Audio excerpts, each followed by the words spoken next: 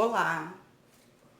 Então, queridos alunos, eu queria falar primeiramente que eu estou recebendo então aquelas questões, duas questões que eu coloquei para vocês, o que são direitos humanos e também uma questão de marcar X e vocês, fundamentarem o porquê da questão.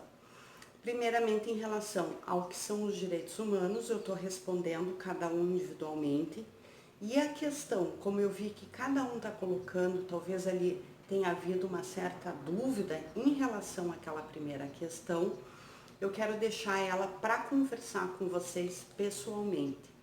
Eu já conversei com a representante de classe e a gente quer, na verdade, marcar um dia, que seja bom para todo mundo, para a gente ter esse primeiro encontro aí, pessoalmente, para tirar dúvidas, para a gente ver, como que está indo a nossa disciplina de direitos humanos.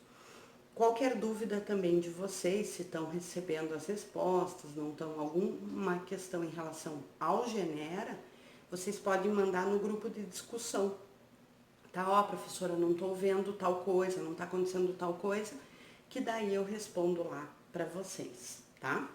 Hoje nós vamos trabalhar a evolução histórica dos direitos humanos. E por que é importante a gente estudar a evolução histórica dos direitos humanos? Porque a gente vai ver que os direitos humanos, na verdade, é uma limitação do poder. A evolução deles se faz justamente para isso, para limitar o poder, quer seja do rei, nessa época, quer seja do Estado, ali já no Estado moderno, e até na própria idade contemporânea. Então, o que eu coloquei para vocês? A gente está agora na Baixa Idade Média. Muitos de vocês saíram do segundo grau agora, isso daqui deve estar bem fresquinho ainda para vocês, mas é importante a gente contextualizar para poder entender o que aconteceu, tá? Então, o que nós temos? Nós estamos falando da Baixa Idade Média, no qual existia uma sociedade em que havia um rei, um clero, que eram os oradores, responsáveis então pelas orações. Nós tínhamos a nobreza, que eram os belatores, responsável pelas guerras, pela segurança, vamos assim dizer, e os servos, que eram os labutadores, que na verdade eram divididos entre homens livres, que eram os senhores feudais, aqueles donos dos feudos, e os servos propriamente dito, que eles são diferentes dos escravos, eles não têm essa concepção, mas eles são vinculados sim à terra dos seus senhores feudais. Então, eles trabalham nos feudos, primeiramente dos senhores feudais, eles são vinculados a esse feudo, para só depois então poder cultivar a sua terra ali para sua subsistência. É considerado, então, aqui na Baixa Idade Média, uma sociedade de estamentos ou sociedade de estados. E qual é a grande característica? Aqui não há ascensão social. O que isso quer dizer? Se você nasce servo, você vai morrer servo. É uma sociedade com bastante desigualdade social. Então, se você nasce nobreza, você vai continuar nobreza e assim por diante. Outra característica importante na Baixa Idade Média é a fragmentação do Estado.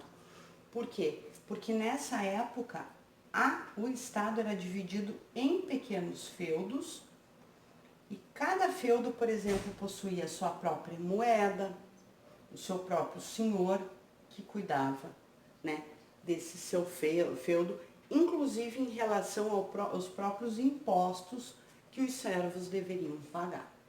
Aqui também os reis são fracos, o rei reina, mas não governa. Não é esse rei aqui, gente, ele não é o absolutista. Isso só vai acontecer na Idade Moderna, então não é o rei absolutista. E o que acontece então em toda essa situação? Em 1215, alguns lords ingleses sitiam Londres em busca de mais direitos, em busca de limitar um pouco o poder desse rei.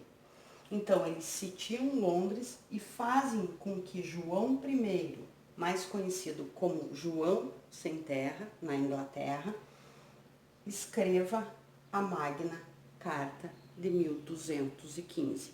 Por que a Magna Carta de 1215 ela é tão importante? Porque ela é o primeiro documento da história que limita o poder do rei. Ela limita, e isso a gente vai ver quais são esses direitos tão importantes trazidos então pela Magna Carta de 1215.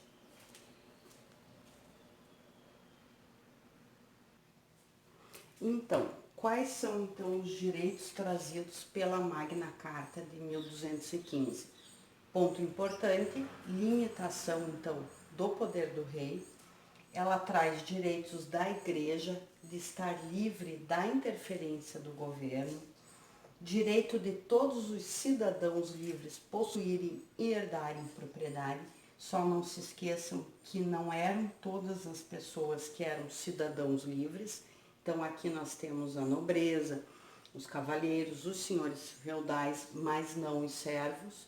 Por isso que não pode ser considerado uma verdadeira declaração de direitos, já que não englobaria todas as pessoas, né? Apenas umas pessoas aqui, né? Esses cidadãos livres.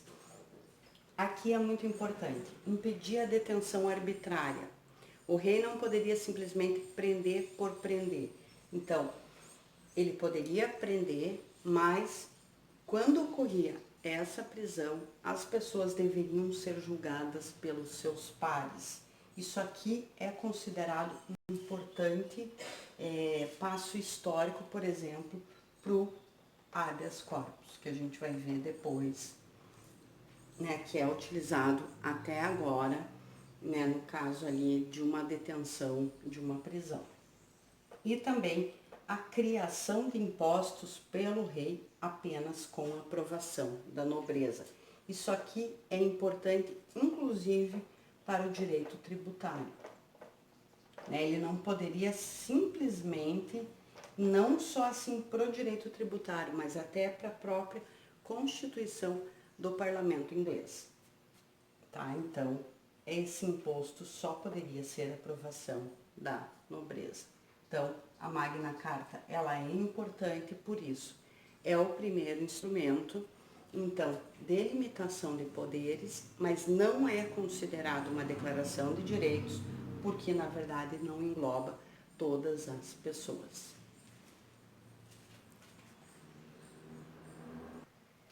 Aqui ainda é importante, nós estamos então na Baixa Idade Média, no século XIV, que ocorre o quê?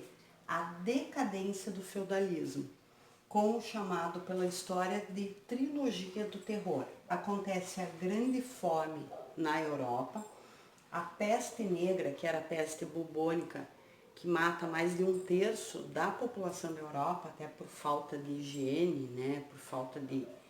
acaba quase dizimando mais que a população da Europa. E nós também temos a Guerra dos 100 Anos entre a Inglaterra e a França, que a gente tem aquela pessoa conhecida, né, que é a Joana d'Arc, que na verdade a Inglaterra estava quase que tomando toda a França, né, aparece Joana d'Arc que vê ali, que recebe, né, por Deus, para tomar e fazer a França livre. Na verdade ela consegue vários territórios para a França, mas ela acaba então, né, presa pelos ingleses, levado à Inglaterra e queimada na fogueira.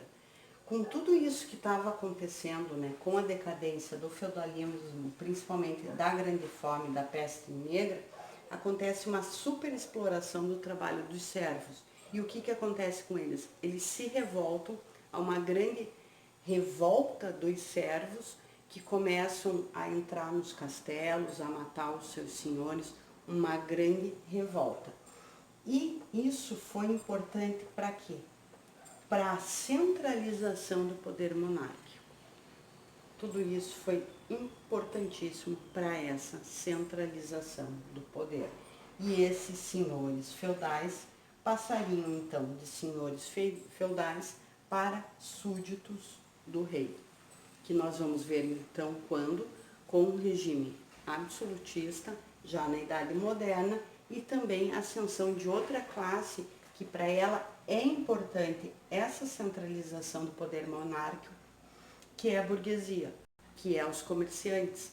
Por quê? Porque aquela fragmentação desse estado feudal para o comércio não é interessante.